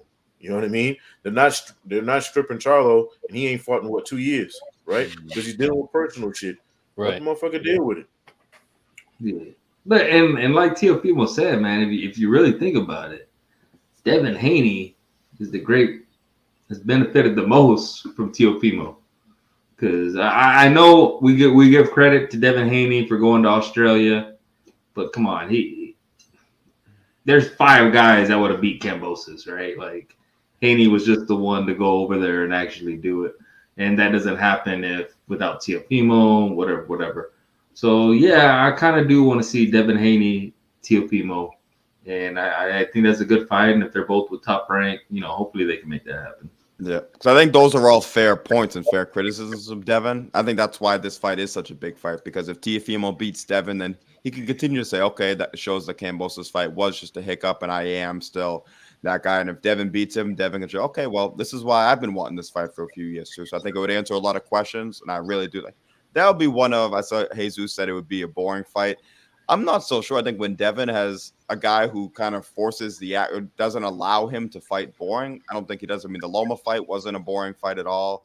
I think when you get him and Teofimo in the ring, I think Devin's more active against the high-level guys too, and I think I'd say I have a harder time. The only way it's a boring fight is if I think Devin basically shuts him out, and I would pick Devin to win, but it would be a very, very competitive fight. Tio's more than a lot. You pick him to win? No, I'd pick Devin to win that fight. I think that Tio, I think that those styles are still the ones that can give him problems. I think when he has to force the action, he kind of lunges in too much. I think that he's great against even a guy like Taylor when he's got a guy in front of him and when he's able to kind of dictate and be the boxer. But against Devin, I think Devin would be the boxer. And I just think the jab and some of Devin's tools could give Tio problems. And that's not to say Tio can't beat Devin. I'm saying I favor Devin to pick one guy, but I would not be shocked if Tio win that fight because I thought Josh Taylor was going to completely beat Tio pillar to post, and we saw how that fight went. So Tio's the kind of guy who always gets up for the big fights, so you can't count him out regardless. But I do like Devin in that matchup. But I want to see it at the end of the day. I feel like Teofimo takes, is kind of looked down upon because of the Sandor Martin fight. And man, I think Sandor is probably the best fighter that no one's talking about. Like, and we might get him and Regis next. That's how WBC said, and that would answer some more questions too. That would be the perfect kind of baseline. Bro, I think Sandor is gonna win that easy, and it's kind of crazy because when Mikey Garcia fought Sandor, and everyone's like, "Oh, Mikey lost, Mikey's done." It's like, maybe Sandor is just that good, And Mikey, obviously boxing, that's not his love anymore. He's gone. But then Sandor, had his performance against Teofimo. And I think that's all bad if Regis takes that. I think Sandor is tough for anyone. And that's why I always gave props for Teofimo for taking that fight on short notice, because that was never going to be an easy fight. But obviously I'm a Teofimo Lopez fan, and there's that argument. Yeah. And even I already consider him an all-time great. Some people don't. And even in that fight, like I thought, we don't have to not to go rambling on that Martin fight, but I still thought that's the fight that he definitely won. I thought it was a competitive fight, but I think that sometimes fights get graded on a scale because we didn't expect much of Martin coming in, so close rounds kind of can go to him, I think, when people watch. But I still thought Teofimo did more than enough to win that fight at the end of the day, so too, which is all that matters. Which is a good win. Like, looking at his resume, like, man, that's a really good win when you think of what Sandor has done. So I think that's another one you talked about, loss or wins, aging, how they age. I think that's another one that's going to age pretty good for Tio. Yeah, I mean, I'm not the biggest Teofimo fan, but I think he waxes Devin Haney. You look at the way Haney and Lomachenko went, right? I thought Lomachenko won that fight. I know a lot of people will disagree with me, and I'm not going to argue that fight anymore. But I'll say this. You look at what Lomachenko was able to do against Haney, right? And then he's going to move up and he's going to fight the guy who legitimately beat Loma. Nah, bro, it's not finna happen. Devin Haney doesn't, and I know people give me shit for saying this. He doesn't hit hard enough to keep a dude like Tio off of his ass, and he couldn't do it against Loma. He's definitely not going to do it against Tio, and I think Tio's style is going to give him issues. Tio's just good enough of a boxer to nullify Haney's advantage in boxing skill that he usually has against everybody else. So I think once you neutralize that, it's a wrap. And I think Haney needs to realize he's on a different playing field when he moves up. To the 140 division too. I think he'd have some problems with a lot of guys in the division, to be honest. I really think, speaking to your points, I really think Devin Haney is in a tough position. I mean, it could be a good position, but it's also a tough position because if he stays at 135, I think Shakur Stevenson's levels better than him. And then, so is that the big fight to make, or do you go to 140 where you already have no power, like Nip said, and then you got guys that can really crack? So it's going to be interesting to see what he does. I know he asked for an extension as well, which I believe got denied. So he's kind of in that tough position. What does he do, right? And then if you rematch the guy that everybody thought beat you already? So it's like, I mean, Loma wants you. Shakur is just waiting to beat you. And then, you got Teofimo who could, a tough fight. And then really you have who some say is the number one at 135, Tank. He's locked up right now, but he's coming out. So, I mean, there's a lot of ways for Devin Haney to go, but really there's no easy way out. Like, I think any of those guys, I'd probably pick any of those guys to beat them. Yeah. And like you said, it's funny because they're all both good options. I guess it's dependent on the way you want to look at it because they're all great fights per se, but they are all tough matchups. But I think just Devin's the kind of guy that he'll take those tough fights. I mean, he's got like 4 different options. I'm sure he'll pick one at some point, but just know at the end of the day that I'm here for when that Tio Devin fight, if it does happen, I'm here for any bets that we can take. So Good competitive fight. Loma was a southpaw, so Loma specialized at taking away the jab. If Tio's able to do the same thing and take away the jab, then I think Devin would have a lot of problems, but I'd have to see it first, though. So just not. I think Devin in that. I don't think. I don't think it would be as much as taking away the jab. I think it'd be Tio's gonna crack him. Overwhelming. And we've kind of seen Haney. I mean, Loma I think rocked him a couple times. Leonardis had him on wally legs. Is the one who had him. Yeah, but I think Teofimo's power and even speed, just the explosiveness, really. Like, it kind of reminds me of Manny Pacquiao, the jumping in and out, hitting you with things you never saw coming. I think that's all bad for Devin Haney. But I think he's gonna have to make that call on what he wants to do soon. Yep, I agree with that. I think that's what I like this fight, because I could even I'm saying I like Devin, but I could easily see Teofimo overwhelming him. But we have seen with Pacquiao and those guys, if someone is able to kind of control the tempo against them and slow the fight down, it does make it hard for them. But at the end of the day, I hope we can see that fight, because it is a legit fight. And I think that it would then, whoever wins that fight would really kind of take another step forward into that real legit, like I said, all-time great kind of conversation. I think the winner of that fight would put themselves in there. Yeah. And I think Devin Haney, his one thing with Tio is his power can last all 12 rounds. I think we saw that against Taylor. He was really rocking him late and was trying to get him out of there. On a scale of 1 to 10, I don't think he gave it a full 10 to try to get him out of there, but he was definitely trying, and he was rocking him. With Devin Haney, I know it's not something you ever hear, but I think his chin endurance isn't up to par, because you see when he gets hurt, it's late in the fight. And I think Tio, if that fight happens, I think that's something that we might see 10, 11, 12 round, him rocking Haney and probably pushing a stoppage or a knockout. Yeah, and that's why I think the move to 140, it sounds kind of crazy, but that move might actually help Devin.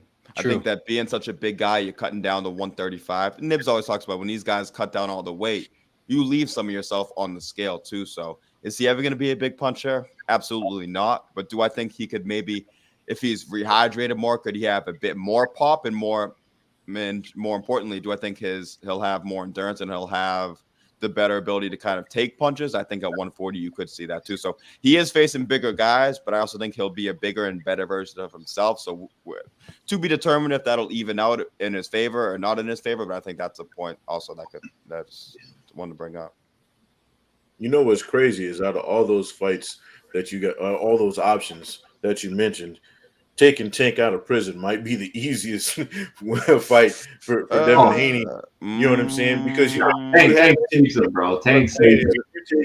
If you take Tank right after he gets out, that might be your, because I think Shakur whitewashes him, me personally. You know what I'm saying? I think if you catch Tank right out of prison, you might have a chance. Not a big one. Don't get me wrong. I don't think he has a good chance, but he's got the best chance if he catches him right out. But I still think Tank smokes him. You know what I mean? But if you look at the other options, it's kind of like, well, do I take the guy who just got out, or do I move up to 140? Yeah, I mean, I think if you give Tank 8 weeks, no matter where he was, you give him 8 weeks to prepare for Devin Haney. I think he's getting Devin, because he's gonna hit Devin Haney, and I don't think Devin Haney. I don't know if anyone stands up to Tank's power. The only thing that kind of throws me off is how much Isaac Cruz, who's on the Spence Crawford fight, is kind of campaigning for the Tank fight. It makes me kind of think that that's already kind of set up. So that's why I'm like, nah. Which, it's a good fight. I'd want to see it. But I do think I'd rather see, obviously, Tank against Haney, but the way that Cruz keeps talking about Tank, and it makes me think that maybe there's already something set up there. I think Isaac needs a big win to really push for that rematch. I think he deserves it. I think based off how close the first one was, and his success after that. But I think he really needs a huge win over a big name in order to secure that rematch and actually make it happen. Yeah.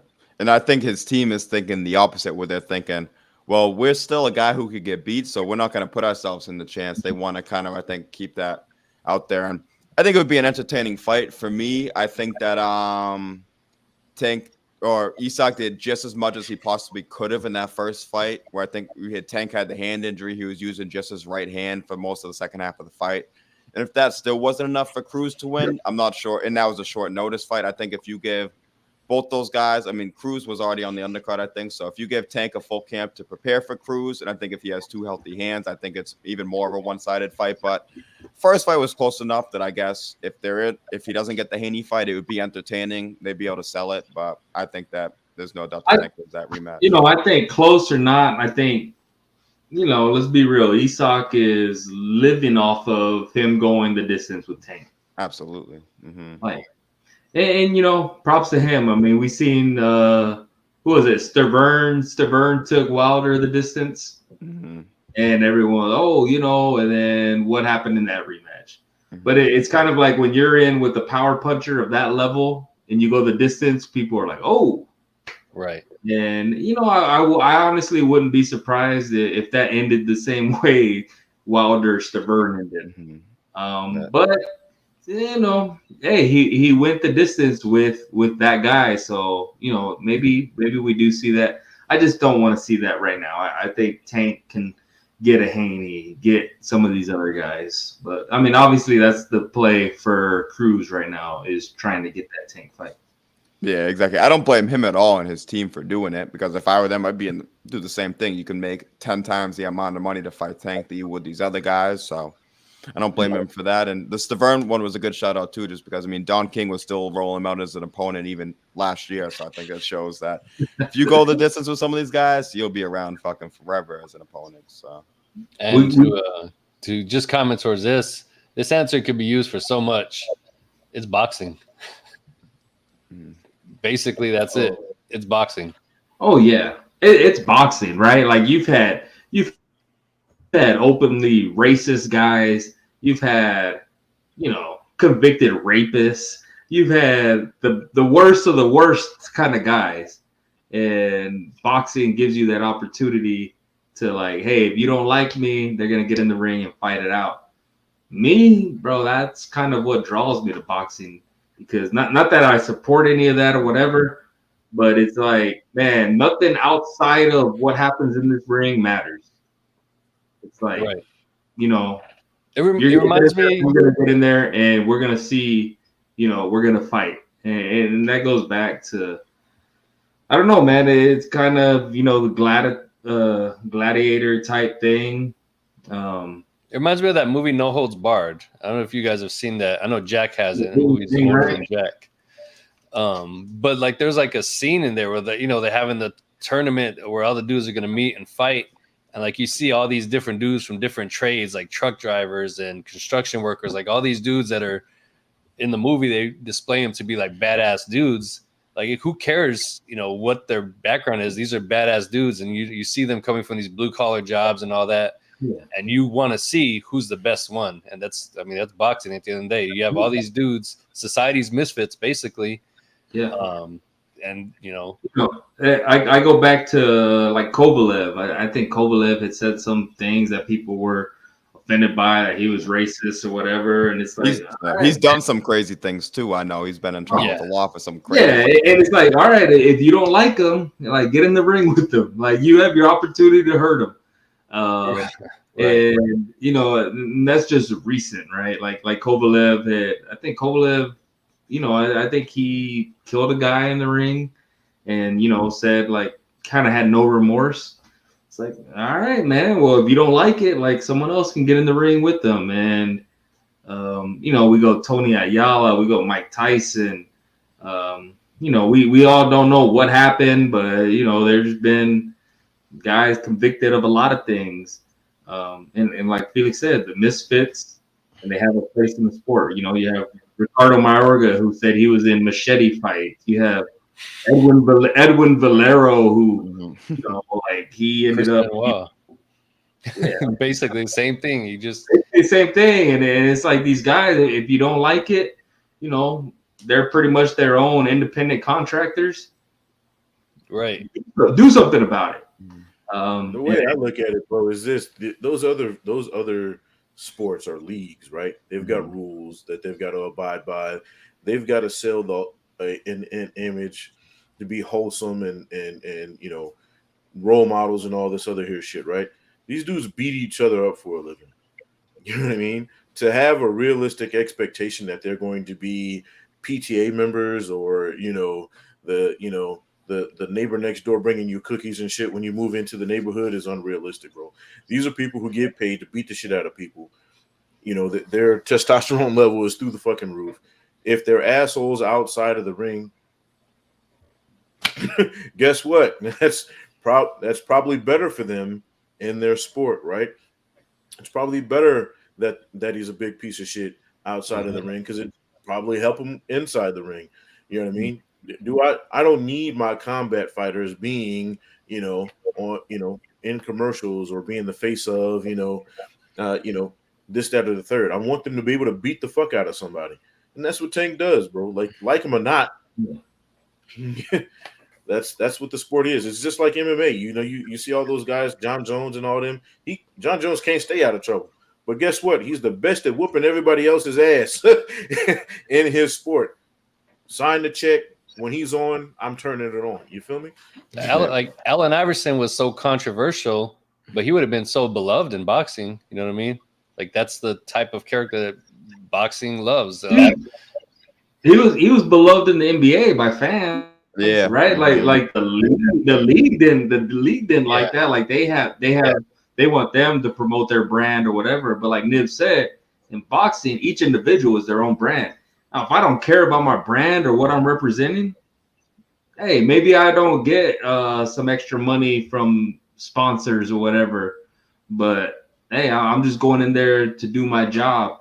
And hey, Felix, you said misfits, right? Like people from all walks of life, right? If you're the heavyweight champ, there's nobody in this world that can stand in front of you only using your hands and beat you, right? And so that goes for anybody, right? Like, oh, he's really good, but he said this, so he's not allowed to fight. No, he's allowed to fight.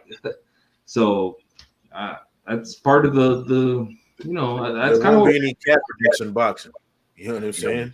There's not going to be any Kaepernicks, baby. They're not going to not sign you because you take a knee.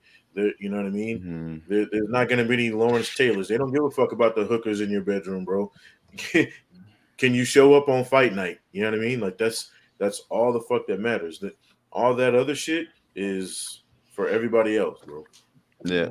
The one thing I will say on this too is clearly none of us are condoning, as we all know, but none of us are condoning any of those actions. That I will say is that boxing clearly has the worst history over the long term, but even the NFL and the NBA, as of recently, haven't been doing a great job. I know off the top of my head, there's like at least 3 or 4 NFL guys, 2 or 3 NBA guys that have had similar things to even what Tega's had or other guys have had, and they've had suspensions and things, but they're still playing in the league and stuff. So I do think that the commercial appeal in those sports is always bigger too, but I think they can kind of look the other way on certain things too. There's some stars in those sports, especially the NFL, where they can kind of look the other way, as I said, on certain things also. Yeah, because unfortunately, talent rises above all, right? Like if you could do something that nobody else in this world can do, then, a lot of people are going to look the other way. The domestic violence is the deal breaker. I agree. I agree, right? But this guy still has a belt and is still considered the best in the world. So somebody's going to want to fight him, and we're going to want to see that fight. Is that right? No. Does that mean that he should make money off of whatever? Probably not. But we're drawn to that, unfortunately. Like I said, I go to Rome and gladiators, and you just want to see it. And boxing's notorious for that. I mean, throughout history, right? We can go down decades, and that's kind of what boxing brings us. Maybe the worst of the worst, the best of the best, and you put them in one ring, and you let them fight it out. But I think it's what you said, right? I mean, talent overrules everything, right? You look at, if Tom Brady had crashed his car into somebody else's and, had a big old accident and left to the scene of the crime, You think they wouldn't want him in the Super Bowl? You know what I mean? You damn right they would. You know what I'm saying? If Patrick Mahomes, smacks the shit out of somebody in the bar, you think they're not, the Chiefs ain't gonna sweep that under the rug and he gonna be out there playing on Sundays? You goddamn right. Why? Because he puts asses in the seats. Some old rich white guy is making billions of dollars off of him. So they're gonna do whatever they got to do to get him in the game. It's, it is what it is. There's probably a whole bunch of stuff we've never even heard of or seen about our favorite athlete that just didn't make the light of day because somebody found a way to make it disappear, right? Because these guys were continuing to make money. I tell people all the time, it's the R. Kelly effect. Why did he get to do what he did for so long? Because he was making old rich white dudes a shit ton of money. When he stopped doing that, guess what happened? You know what I mean? You might not want to hear it, but that's the way the shit is. Boxing is no different. As a matter of fact, it's probably the poster child for the shit. Yeah, that's a fact. I think that's about it, fellas. It's been a long show. It's late. It's late for Jack. It's late for me. I felt Felix getting nervous through that whole conversation. Why was I getting nervous? You try not to get us. You didn't want us to cancel ourselves. So no, hey, Jack had us covered at the end of that. He definitely did a great job covering us. We don't condone that behavior. No, 100%. We don't condone it, but that's just the sport. Like, yeah, everybody's welcome, and you get a try. And kind of like I said, man, talent. Unfortunately, people look the other way depending on how talented you are. We've seen that. And it's not just boxing. We've seen UFC. We've seen John Jones been in a whole lot of things, other sports too, man. And it's like the more talent you have and what people when no one else can do it, and you can, then they look away at maybe your faults or whatever. But I think boxing is kind of the poster child for that. Oh yeah, it is 100% the poster child for that, and it's unique. Even UFC or just MMA, you see a little bit cleaner athletes there. Boxing is still like notorious for what it is. You know what I mean? Yeah, I don't know about that anymore. Yeah, I don't know about that. Like, Conor McGregor's been in some stuff. He's been in, all types of, just recently at a Miami Heat game. Now, if he were to fight, bro, UFC is going to push that. Hey, you want to fight? UFC is going to push that, and fans are going to want to see it. So, I mean, it's just in these kind of individual sports, where people can use their own charisma to bring their own fans, whether that's like positive or negative, right? Like if somebody hates you so much, but they still want to see you, and hey, it's that supply and demand. You're going to get the opportunity. I can't think of any boxer like being canceled. Can you? I don't know. It's true. That is very true. I've yet to see one fighter ever get canceled. And yeah, like I said, we've had Kovalev say racist stuff. We've had Mike Tyson be convicted of his stuff. We've had Oscar De La Hoya in all of his. Let's not forget Floyd Mayweather did a couple months in prison for domestic violence as well. I mean, it's boxing is an uncancelable sport. And he's made $1 billion in the sport, bro. Right. That goes to it sums up everything Ray just said. And a majority of that was made after that prison stint that he served. Yeah. And he's still earning. And it's not from promoters paying. A lot of it is from sponsors, which is fucking mind-blowing. And that's just the individual, man. And if you have the charisma to bring people on that people want to see you, then you're going to have a job, right? And like I say, with boxing, a lot of people disagreed with Kovalev or whatever, but a lot of those people tuned in to watch Canelo knock him out, right? And hey, a lot of people got what they wanted to see. I kind of enjoy that where boxers don't have a filter on them, because hey, say what you want, but you're gonna have to back up those words against people that get in the ring with you. And yeah, like I said, man, that's kind of the draw to boxing, right? Like, Yeah. at least I know that the best isn't allowed to compete, right? I can't be like, oh, well, that guy will beat them all, but he's not allowed to fight. No, he's allowed to fight. Bring him in, and let's truly see who this world champion is or whatever. Some people don't like it, though.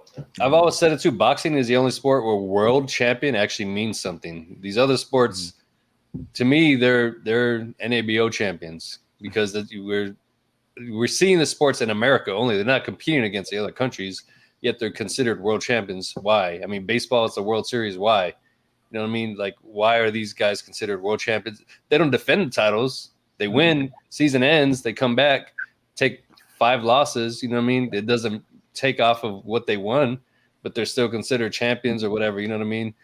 Boxing is the only place where being a world champion actually means something. And that's where the baddest man in the planet comes from, right? That title. Because like if you're a heavyweight, bro, Tyson Fury, right? Heavyweight champ. Bro, there's nobody in the world that could stand with him only using their hands and beat this guy. Right? And that hey, who wants to try? Like, oh, you're a criminal, whatever. You're not gonna beat him, right? Like, and yeah, that's boxing where you say you're like a world champ, and that's at every weight class. If you can make that weight and and fight, you can have your opportunity. Yeah, world champs, bro. That's why I like boxing. Yeah, what you said too, Ray, about just like the personality thing. I think people could tend to pick and choose certain things. I mean, I always say that we brought up a few names, but like someone like Arturo Gatti is one of the most beloved guys by fans and media too, but he had his own problems and stuff too, not to single him out. We mentioned a few names, but it does just show, like you said, as long as if you're able to attract a fan base and do certain things, I think people tend to look the other way on certain things, which just goes back to the point that we said earlier also. Yeah. Bro, I mentioned Antonio Margarito, right? Like, bro, he can, if he brings, if he can gather his fan base, people want to see him, right? Like, we saw him against the Mosley.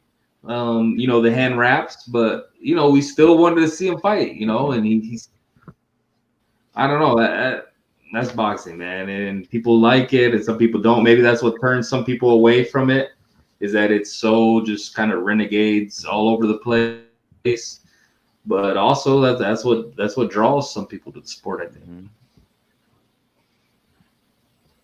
All right, let's wrap it up. Let's get out of here, fellas. It's late. I'm tired. I gotta wake up early.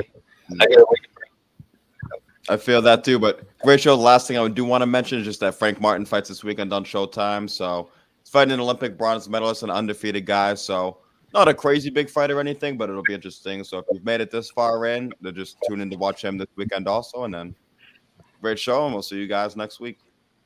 Yeah, next week back to the regularly scheduled programs, and stay tuned for the debut of the new season of Jack and Nib's show, which we will reveal the name sometime next week whenever they're ready. I thought you were going to reveal it right there. I was going to say, hold on a few seconds now. No. We're going to wait. So, okay. That's your announcement. I'll let you pull the trigger. And merch available. ITR merch. Yeah, all the new show we're going to have some stuff for. Yeah, hit up Felix, hit up the ITR Boxing. Hey, by the way, Felix, I looked at that logo, bro. That's just fire. Yeah, it's nice. There we go. We'll try to have you guys t-shirts ready for the show debut, but Ray will handle that one. I'm gonna leave that in his job. That way, you guys don't come at me for that. I would say, yeah, you don't want the blame on that one anymore. So, all right, I'll say. I think Ray will handle business. Ray will take care of us. So, yes, sir. There we go. All right, y'all. Peace. All right, peace out, everyone.